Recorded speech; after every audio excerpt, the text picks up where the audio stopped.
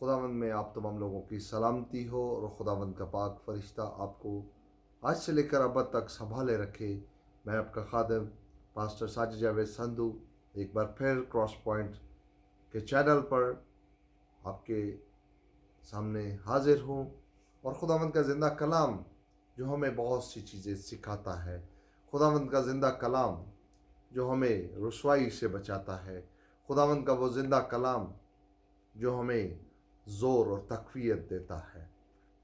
खुदावंद के कलाम में से सीखेंगे योना नबी की किताब, उसका 2 बाब और उसकी 2 आयत को देखेंगे कि खुदा हमें कैसे ज़ोर बख्शता है, खुदा हमें कैसे तक़वियत देता है, खुदा हमें मुश्किल हालात में कैसे हमारा ज़ोर बनता है।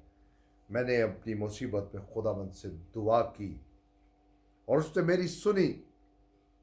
मैंने पाताल की तह से दुहाई दी, तूने मेरी फरियाद सुनी।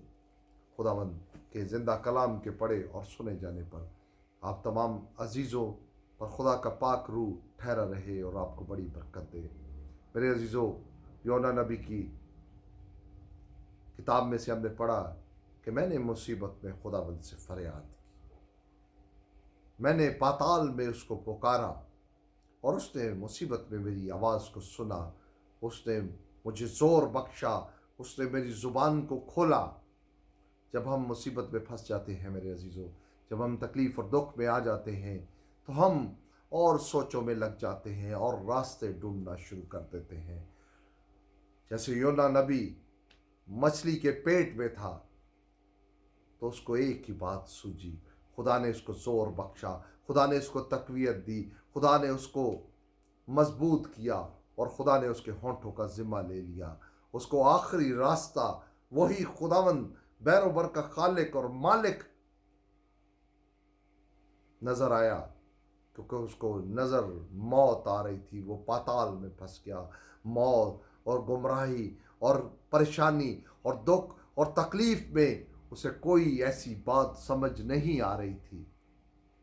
वो तकलीफ़ में, दुख में, परेशानी में फंस गया। उसको एक ही रास्ता नज़र आया कि मैं अपने लबों को खोलूं और उस यहोवा पाक खुदा से फरियाद करूं। वो मुसीबत में, वो पाताल में, वो दुख में, वो तकलीफ़ में मेरी सुनेगा। मेरे अजीज़ों, ये था ज़िंदा खुदा का कलाम जो उसे तक़वियत बख्श रहा था कि तू अपने लबों को तो खोल, तू फरियाद तो कर उसके हजूर, तू उसके हजूर मिन्नत तो कर। वो सुनने की कुदरत रखता है। मेरे अजीज़ों, ये है आज का कलाम।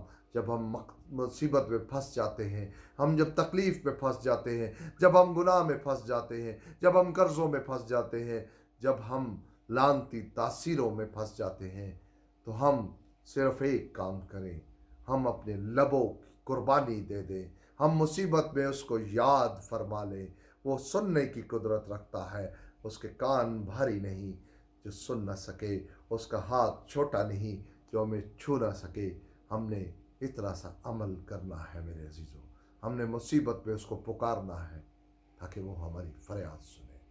खुदावंद इस कलाम के वसीला से आपको बड़ी बरकत दे और आपको ये नजात के सफ़र पे ले जाए कि जब भी आप मुसीबत, दुख, तकलीफ़ में हों तो उसके हजूर झुक जाएं, उससे मांगना शुरू कर दें। वो देने की कुदरत रखता है। खुदावंद इस कलाम के वसीला से